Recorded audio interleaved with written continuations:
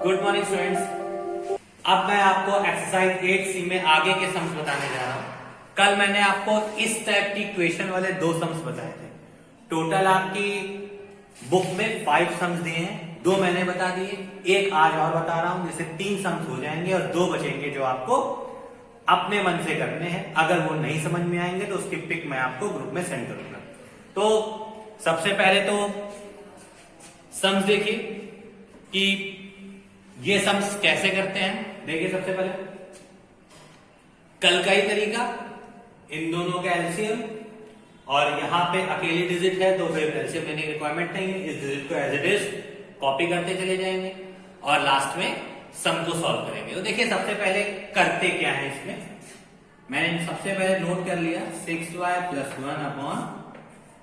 1/3 + 1।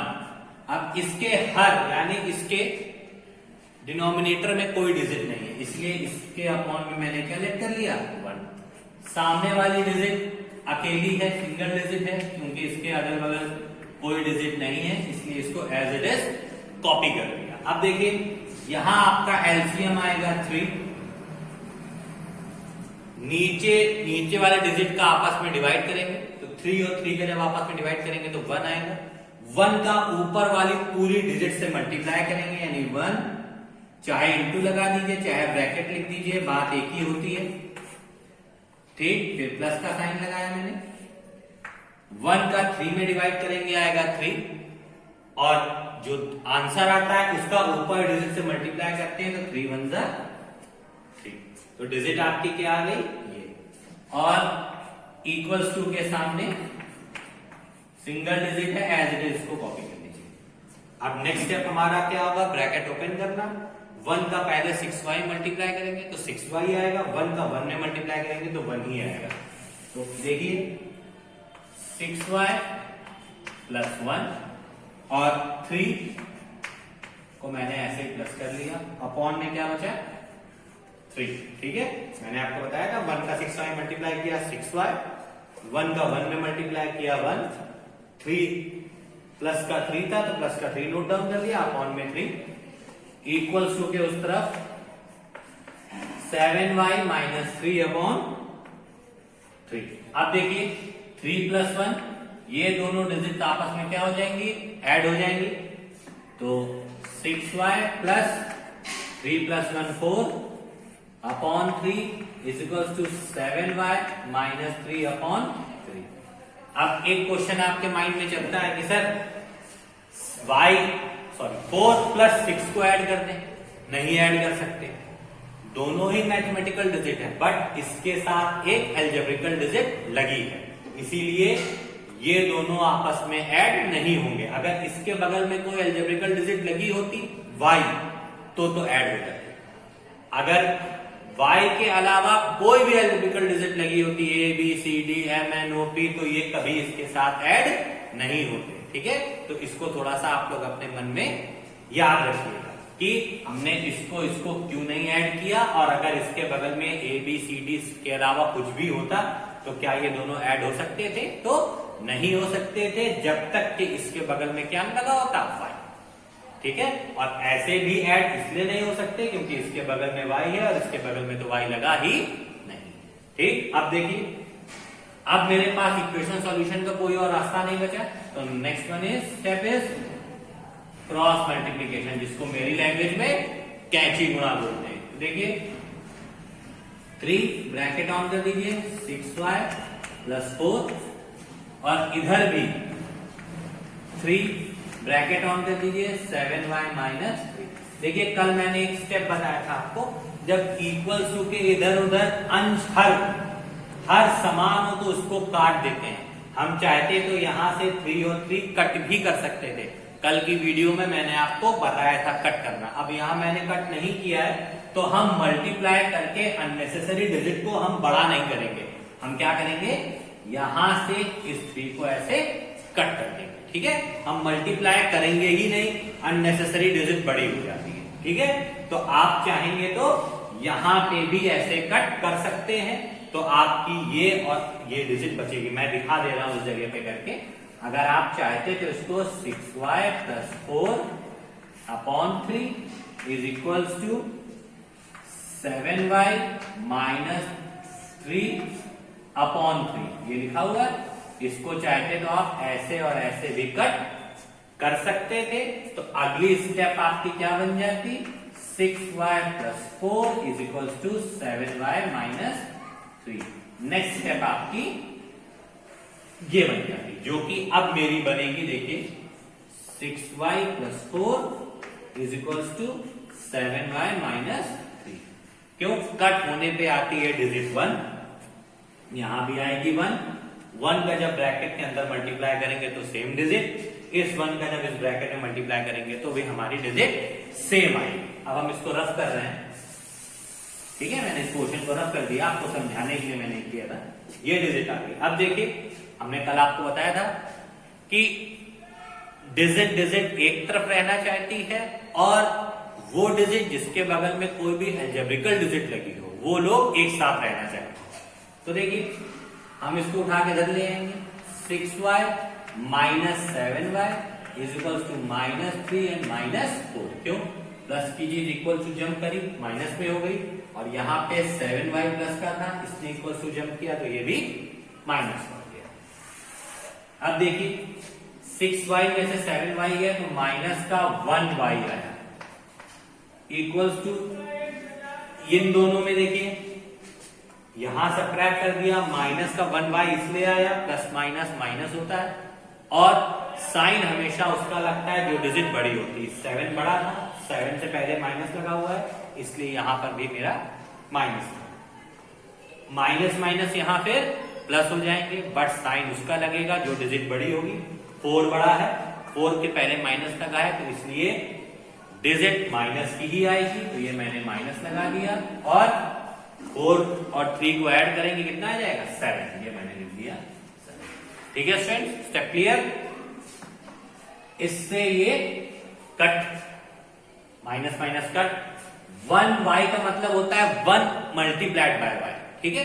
तो y में जब 1 का मल्टीप्लाई करेंगे या 1 में y का मल्टीप्लाई करेंगे तो आएगा केवल और केवल y इज इक्वल्स टू मेरा क्या बचा, 7।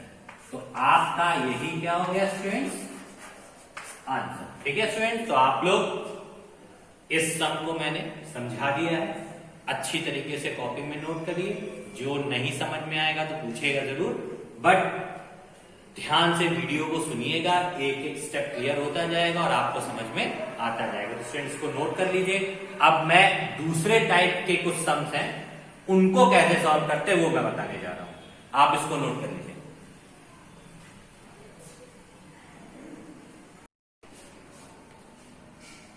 देखिए स्टूडेंट्स, अब ये सम्स कुछ अलग टाइप के हैं, इसमें आपको x का मान निकालना है और समीकरण को हल करना है। तो देखिए, ये सम्स मैं आपको एक एक करके सॉल्व करूंगा। 3 सम्स मैंने लिख रखे हैं जिससे आपको इजीली समझ में आ जाए। देखिए, सबसे पहले 1.5y plus 7 is equals to 0.5।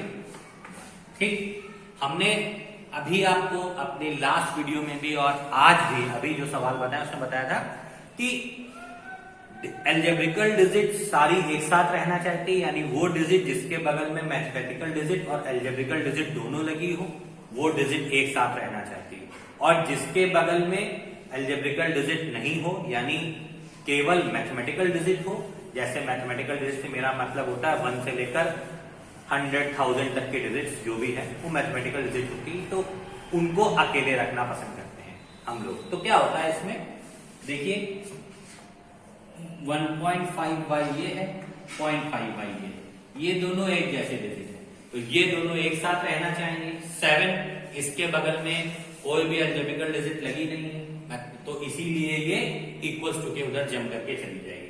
तो चलिए हम वही काम करते हैं, 1.5y ये ले आते हैं, 0.5 को जंप कराते हैं तो माइनस का 0.5y आता है, 7 को जंप करा के उधर लेके जाते हैं तो ये माइनस का 7। ठीक है, अब थोड़ा सा डेसिमल का सब्ट्रैक्शन देख लीजिए।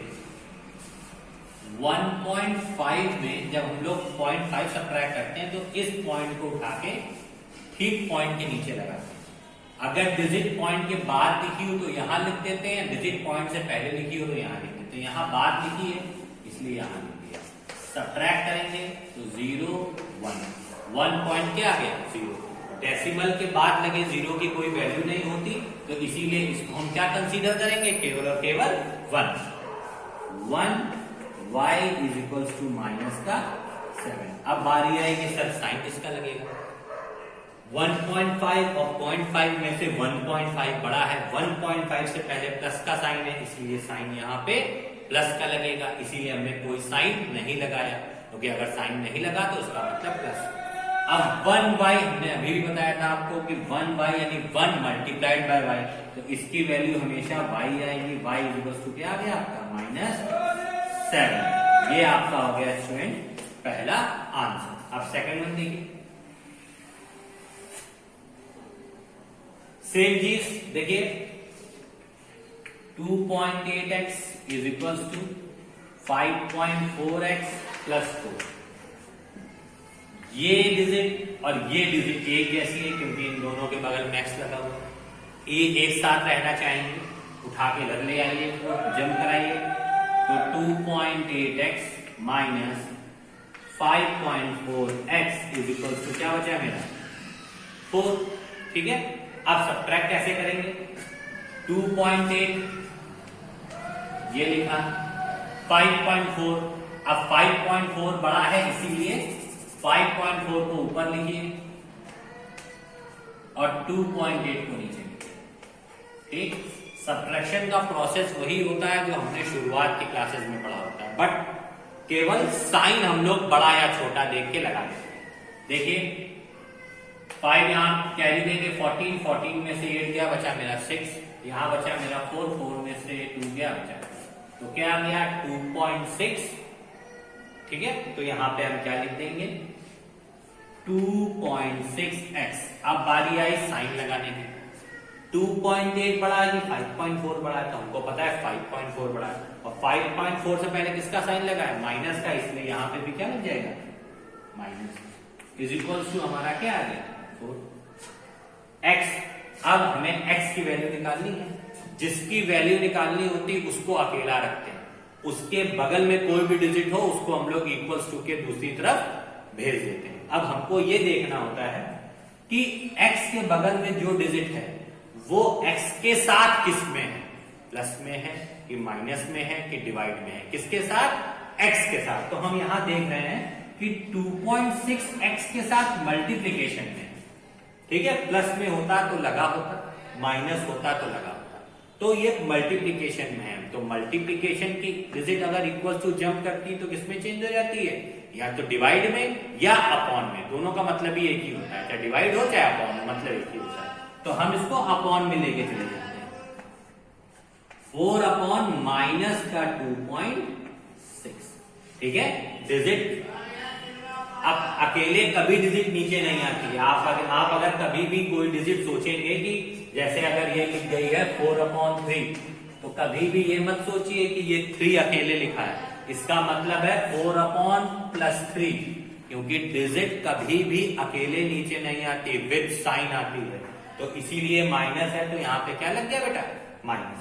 ठीक है, अब हम क्या करेंगे, डेसिमल रिमूव करेंगे। देखिए डेसिमल कैसे रिमूव होगा, जब यहां से डेसिमल रिमूव होगा तो ऊपर 10 का मल्टीप्लाई हो जाएगा। क्यों, क्योंकि डेसिमल एक डिजिट के बाद लगा है, जब अगर एक डिजिट के बाद हो तो ऊपर वाली डिजिट में 10 होता है, 2 डिजिट के बाद लगा होता है तो 100 होता है। अब ऊपर क्यों होता है, क्योंकि ये डिजिट नीचे है, इसके डेसिमल रिप्लेस करेंगे तो ऊपर मल्टीप्लाई करेंगे। अगर यही डिजिट ऊपर होती तब डेसिमल रिप्लेस करते तो 10 नीचे लगा। ठीक है स्टूडेंट्स, तो और ये साइन भी हमने ऊपर लगा दिया, यहाँ पे 26 आ गया। ठीक, अब देखिए कट कर दीजिए, 2 2 4, 2 1 2, 2 3 13, तो आंसर हमारा क्या आ गया स्टूडेंट्स, -2 × 10, 20/30। ये मेरा स्टूडेंट सेकंड वाले का आंसर आ गया। x की वैल्यू क्या आ गई -20/30।